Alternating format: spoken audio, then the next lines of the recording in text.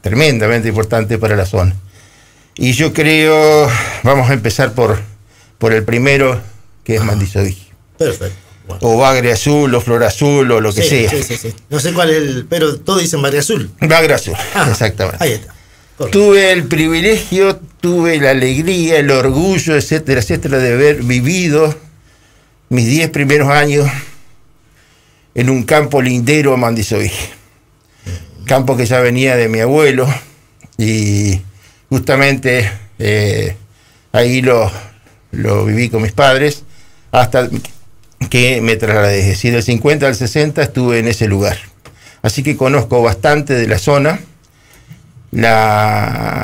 aprendí a querer, y en cada rincón que recorro, cada tanto que voy y doy una vuelta, me trae nostalgias de aquella época. Tal es así que el campo de mi padre, una parte del campo de mi padre, en una parte del noreste, había estado el cementerio de Mandisoví. No. Y mi padre tenía un régimen de colonato, es decir, creo que eran 4 colonos en ese lugar que tenían parcelas de 20 hectáreas más o menos, aparte de animales. Y uno de ellos laboraba la tierra en una pequeña ladera que había, que era donde estaba el cementerio. Y tuve la oportunidad de observar esporádicamente justamente algún resto óseo de aquellos que habían dejado, y fundamentalmente pedazos de cruzas de madera. Bueno, ese fue el lugar. Más al centro, ya para el este, se ubica el famoso ombú de Mandisoví, que yo me acuerdo de mi chica, cuando era chico, era tremendamente frondoso. Había dos árboles tremendos, era ese y otro, un pino que había en la casa de mis padres, que dos personas no alcanzaban para cubrirla, para abrazarlo.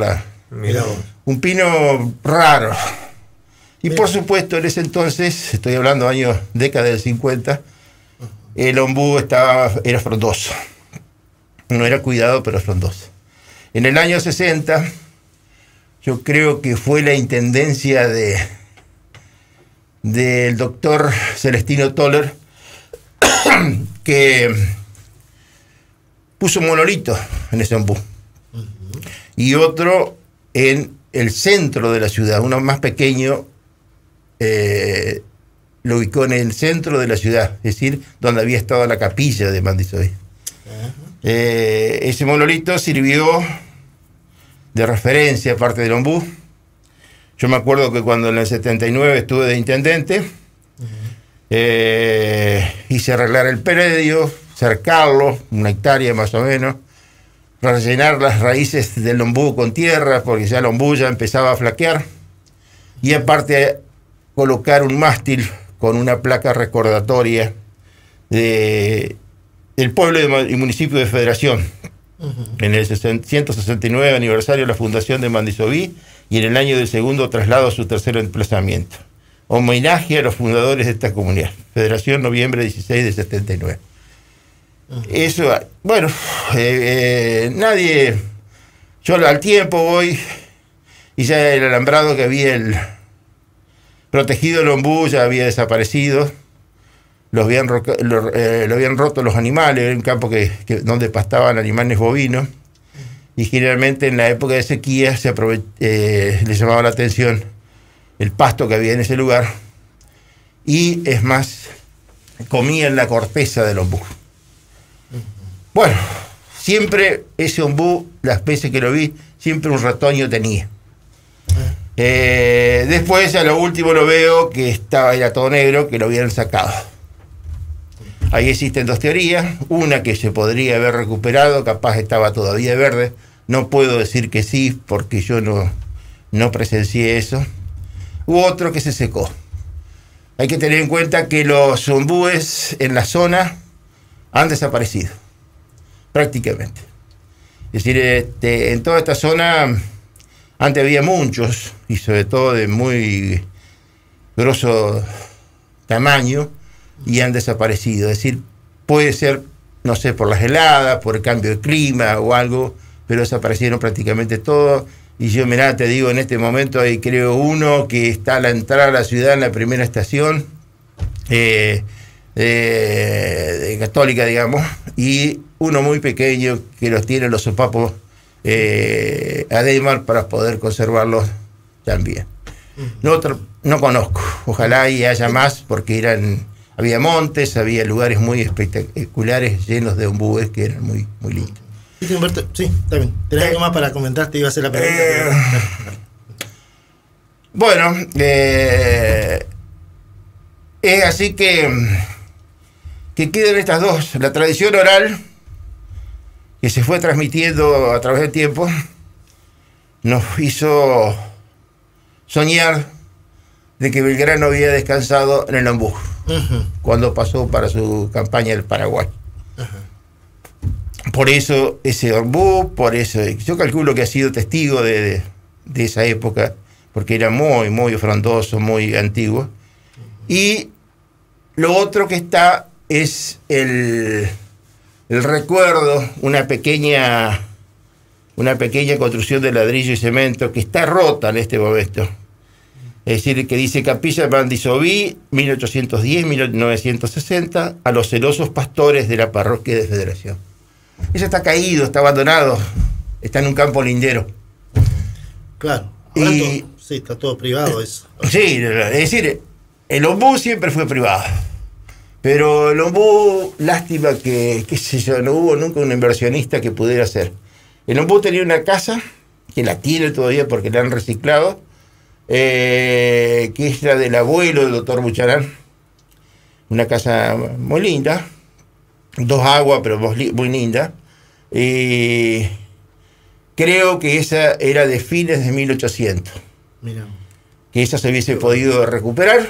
Qué lástima. Armar el circuito turístico con el ombú, los monolitos y eso. Pero eso tendría que haber sido por manos privadas, porque no creo que el Estado lo hubiese podido hacer. Bueno, Mandisoví. Humberto, yo tengo una pregunta que tiene que ver con la historia. Yo sé que vos leíste bastante, tenés libros de Belgrano, me quedaste con la duda de eso. Si Belgrano, cuando iba al Paraguay, tengo entendido que Belgrano tomó la costa del río Paraná. En su retorno viene acá por la costa del Uruguay y queda establecido por el decreto en Curuzucuatiá como un poblado, Mandisoví. Pero realmente estuvo Belgrano descansando ahí en ese campo. Eso es lo que está escrito, dice por ahí que Belgrano descansó. Yo creo que después vamos a la fundación de Belgrano, y los otros días explicó brillantemente la profesora Fernández. Una teoría, la teoría de ella, la teoría nueva, la teoría de un profesor muy nefasto para la Federación, pero bueno.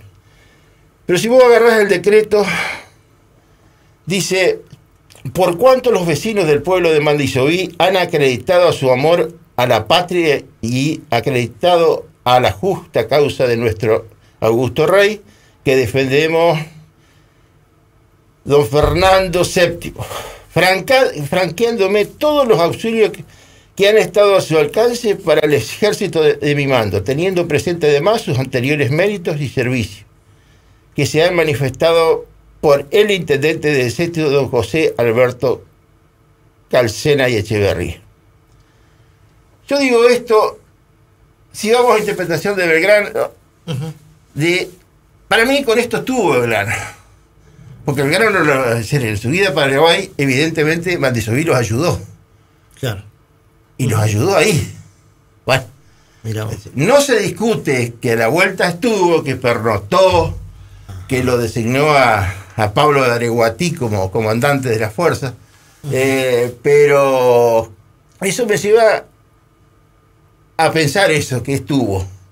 Bueno, es lo que yo pienso, otros dirán lo contrario, pero yo lo baso en eso. Después está el tema famoso de la fundación de Federación, de Mandisoví. Fundar un pueblo es bastante complicado en lo que hace a probar su veracidad, porque generalmente no se dejan documentos, es muy poco que es lo que se deja, y después son interpretaciones de los historiadores. Es decir, yo no soy historiador, yo soy abogado, está bien. Una de las mis materias fue historia argentina. Y don Juan de San Martín establece 4 estancias en la zona que las convierten en posta. Es decir, que habrán sido una ranchada. Nos imaginamos, hacer una idea, ¿no? Sí. Nada más. Sí, nada más. Mandelsubí tiene la suerte de crecer, evoluciona. Tal es así que, es más, cuando en 1800, principio de 1800, 1803 creo, pasa el virrey Liniers, el héroe de las invasiones inglesas, lo habían designado gobernador en Misiones. Pasa por ahí, ve las necesidades, tal vez así que ve la necesidad de mandarle un cura porque no tenían cura y demás. Liniers después, como todos sabemos, fue designado virrey, y como también todos sabemos, después el amigo French en Córdoba lo fusila de un modo muy particular. Muy particular porque también el coronel Estómago, el jefe del regimiento acá de Chajarí, lo hacía. Es decir, le metían un cañonazo. Lo ataban un cañón, tac, exactamente. Se terminó. Claro, y eso, hay un librito muy lindo. Yo no soy muy adicto a Feynman, Juan Pablo Feynman, el filósofo, el historiador, justamente, que habla de la sangre derramada. Y habla de la violencia desde el año 1810 hasta prácticamente la época de cómo es antes del proceso militar. Y justamente allí describe las formas de fusilar, y una de ellas era esa. Bueno, después tenemos, viene el padre de la historia, como yo le digo, o el biógrafo de cómo es de Belgrano, que es Mitre. Y dice, voy a leerlo textual: mientras se consolidaba la organización del ejército en Curuzú-Cuatiá, su general en jefe, siempre solícito de la suerte de los pueblos, señalaba su tránsito por aquella comarca con nuevos beneficios. Durante su permanencia en el campamento, trazó los pueblos de Mandelsubí y Curuzú-Cuatiá, trazó los pueblos, decretando su fundación como representante de la Junta. Es decir, Belgrano, uno de los principales miembros de la Junta, es mandado por Moreno. No nos olvidemos que los dos trabajaban en un diario. Parece que Moreno lo mandó a dar muere aparentemente a Paraguay. No está en la historia, pero lo que se habla. Se habla. Sí. Después Moreno le hicieron lo mismo. Tal es así que Mitre, como es José María de Rosas, Busaniche, todos hablan de la fundación de federación. Es más, si entramos a la página del Instituto Belgraniano, fundó los pueblos de Mandelsubí y Curuzú-Cuatiá. Bueno, después viene la historia en la década del 60, creo que fue, que se investiga el decreto y dice justamente que no lo había fundado, que lo había trazado los pueblos de Curuzú-Cuatiá, y había trazado y había fijado sus límites, que tenían que tener las manzanas, que había que darle una manzana a un cacique, etcétera, etcétera, etcétera. Esa es otra teoría moderna que hay. Bueno, yo me quedo por la primera. Hay dos teorías de la historia de Mandelsubí, Humberto, es lo que estoy tratando de entender. Sí, señor. Mirá vos. Sí, señor. Una antigua, digamos. Yo me quedo con ¿quién? Con la primera. Con la primera. Federación en Mandelsubí fue fundada por Belgrano. Es decir, una que lo admiro y otra que quiero que sea así, como así fue siempre. Claro. Es muy poco lo que se escucha de eso otro. Pero bueno, Mandelsubí tenía su época de esplendor cuando Belgrano ahí lo designa a Areguatí, uno de los aborígenes. Areguatí era un aborigen letrado porque había estudiado, los jesuitas lo habían mandado a estudiar al Colegio San Carlos, o sea, el Colegio Nacional que es actualmente, Y bueno, y está ahí, después defiende tremendamente el pueblo de Federación, hasta que después termina por allá por las Malvinas, que es el último claro. o gobernador, o encargado, o lo que sea. Y después se vuelve el Malvinas y termina en la provincia de Buenos Aires con un comercio. Dice que era bueno para la pelea. ¿Puede ser bueno para la pelea ese muchacho? Sí. Dice que era buenísimo. Lástima los descendientes. Los descendientes no. Porque acá tenemos un colega tuyo que es descendiente, así que... No me digas, ¿en serio? Claro, el abuelo de José Luis Godoy, ¿no? Exactamente, bisabuelo. Bisabuelo. ¿Quién es descendiente de Arguatí? ¿Qué tal? Bueno, está bien. Bueno, es decir, lo primero que sufre, ya había una población chica, pero tentadora.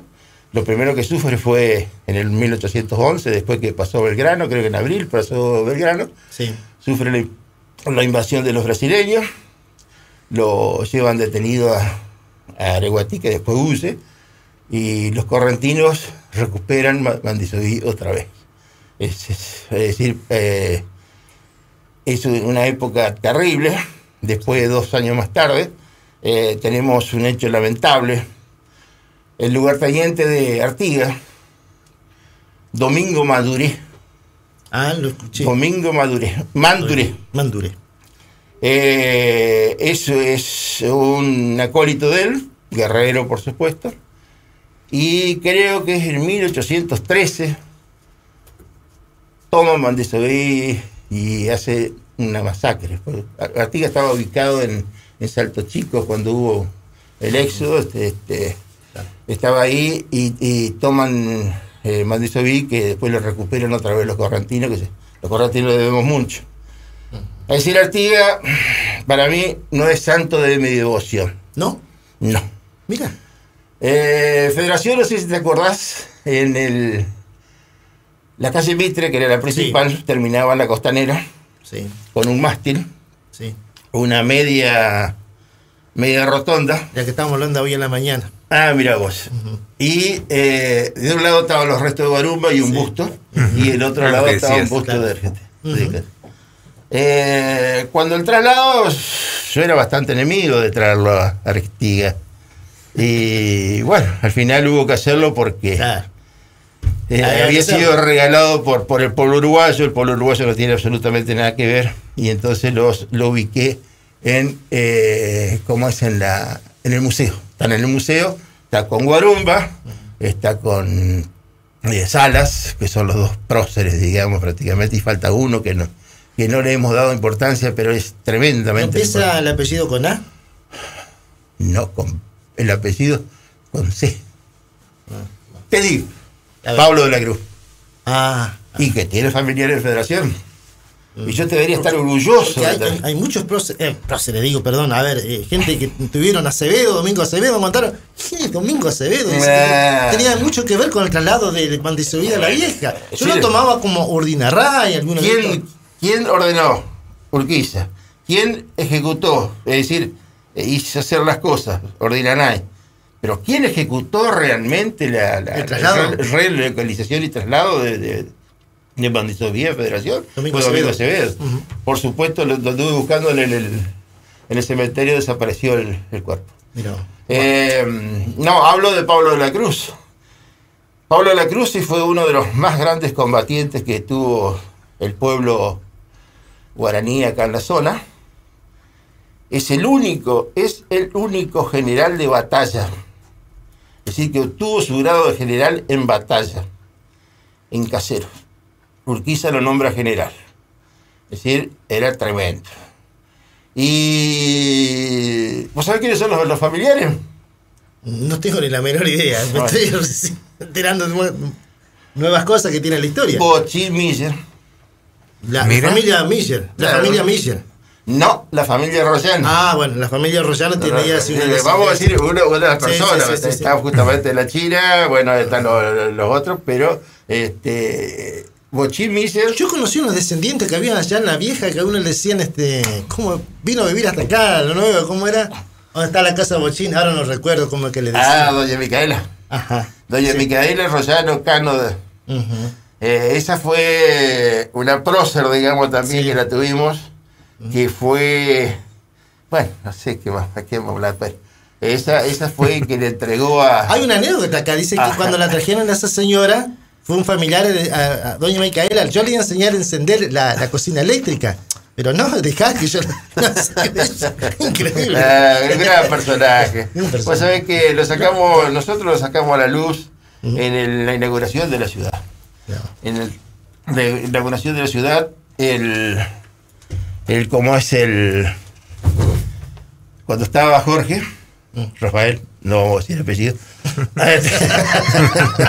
Está bien. Entonces, se le entregó un cofre con tierra a la Federación. Y bien podría haber ido una bomba porque nadie la revisó. En aquellos tiempos era posible. Era posible.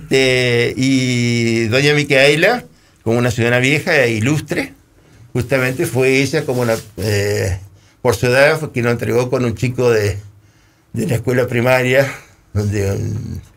que es el peluquero, ¿cómo es? ¿Subarán?